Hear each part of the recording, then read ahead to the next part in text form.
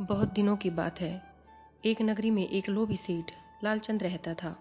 लोभी इतना कि चमड़ी चली जाए पर दमड़ी ना जाए। मुंजी ऐसा था, धूप सर्दी कुछ नहीं देखता, बस भाग दौड़ केवल धन के लिए करता रहता था। उसके दिमाग में बस यही बात बैठी हुई थी कि किसी तरह बहुत बड़ा धनवान बनूं। सुबह शाम रात दिन बस हाय धन करता रहता था।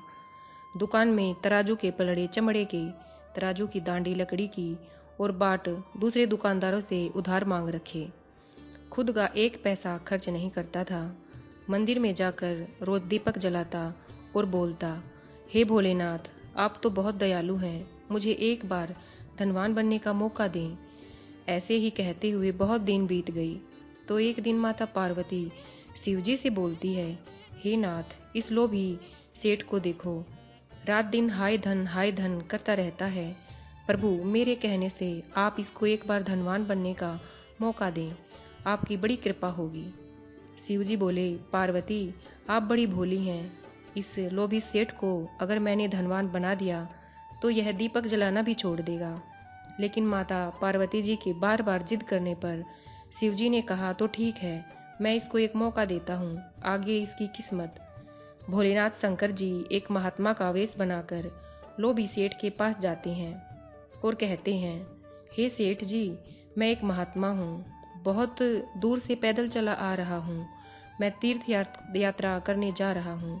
मेरे पास पारस पत्थर, जो पुराने जमाने का एक जादुई यंत्र है, अगर लोहे को छुए तो सोना बना देता था, इसको आप जमा कर लो।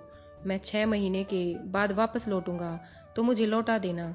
सेठ जी अत्यधिक प्रसन्न होकर बोले, ठीक है, मैं 6 महीने में आपको वापस दे दूंगा। महात्मा बोले, नहीं सेठ जी, पहले मेरी एक शर्त मंजूर करो।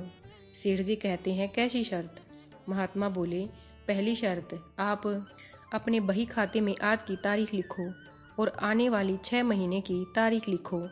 जिस तारीख को मैं आऊँगा उस दिन पारस पत्थर मुझे देना होगा, कोई बहाना नहीं चलेगा। 6 महीने बाद आपके पास 1 मिनट भी इसे नहीं छोड़ूंगा। सेठ ने कहा, ठीक है, आप यकीन रखिए, मैं आपको आते ही लौटा दूंगा। इतनी बात करके महात्मा चले गई। लोभी सेठ बड़ा खुश हुआ और मन में सोचने लगा कि अब मुझे धनवान बनने से कोई नहीं रोक सकता। मैं पूरी नगरी का लोहा खरीद कर सोना बना दूंगा। दूसरे दिन सुबह सेठ जी बाजार गए और लोहे का मोल भाव करने लगे। लेकिन ये क्या, कल तक जिस लोहे का मूल्य 8 आना सेर था, वह आज 2 रुपये सेर हो गया। लोभी सेठ दूसरी दुकान पर जाता है, वहाँ 2.5 रुपये सेर बताया। इसी तरह वह हर दुकान पर पूछता रहा और महंगा सुनकर आगे चलता गया। इस तरह वह पूरा दिन बाजार में घूमता रहा, लेकिन लोहा नहीं खरीद पाया, क्योंकि लोहे का भाव उसे बहुत ज़्यादा लग रहा था। आखिर शाम हो गई तो सेठ ने सोचा, कल सस्ता हो जाएगा, तब खरीदेंगे लोहा। यह कहकर घर चला गया। अगले दिन सेठ फिर बाजार गया और लोहे का भाव पूछने लगा। पूछते ही उसे बहुत बड़ा झटका लगा, क्योंकि आज लोहे का भाव 3.5 रुपये सेर था। सेठ निराश होकर अपने घर चला गया और फिर से कल का इंतजार करने लगा। अगले दिन वह फिर से बाजार जाता है। लोहे का भाव और भी महंगा था। वह फिर घर वापस आ गया। ऐसे ही दिन बीतते गए। लोहे का भाव दिन प्रतिदिन बढ़ता गया और वह एक दिन सस्ता होगा, यही उम्मीद लगाए बैठा रहा। ऐसे ही इंतजार करते करते न जाने कब 6 महीने गुजर गए और महात्मा दुकान के आगे अचानक आ गई। महात्मा को देख सेठ ठसन रह गया और कहता है, महाराज, आप दुकान में बैठिए, मैं अभी बाजार जाकर आता हूँ। महात्मा ने कहा, नहीं, मैंने कहा था मेरे आने के बाद 1 मिनट भी नहीं दूंगा। ला, मेरा पारस पत्थर दे। अब सेठ इधर उधर ताकने लगा। दुकान में भी कोई लोहे का सामान नहीं था। तराजू की डंडी लकड़ी की है, पलड़ा चमड़े का है। आखिर दुखी होकर सेठ ने पारस पत्थर महात्मा को दे दिया। महात्मा वहां से चले जाते हैं और सेठ जी सिर पकड़कर रोने लगता है, हाय, मैं कितना कंजूस हूँ। मैं 2 रुपये सेर लोहा नहीं खरीद सका।